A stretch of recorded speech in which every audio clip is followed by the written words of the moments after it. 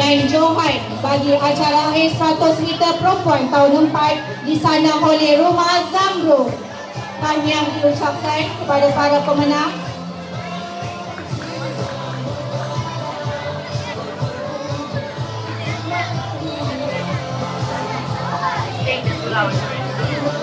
Seterusnya bagi acara akhir 100 meter lelaki tahun 4, tempat ketiga dimenangi oleh Rumah Zamrud, tempat kedua dimenangi oleh Rumah Delima dan tempat pertama dimenangi oleh Rumah Topeng.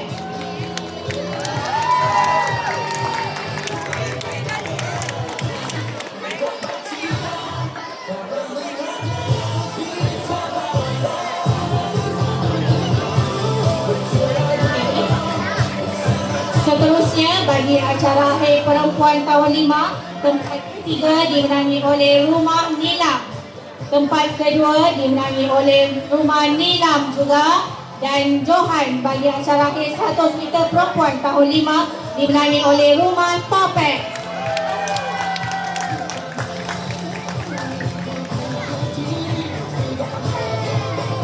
Seterusnya bagi acara akhir lelaki tahun 5 100 meter, tempat ketiga dimenangi oleh Rumah Nilam, tempat kedua dimenangi oleh Rumah Delima dan tempat pertama dimenangi oleh Rumah Zamrud.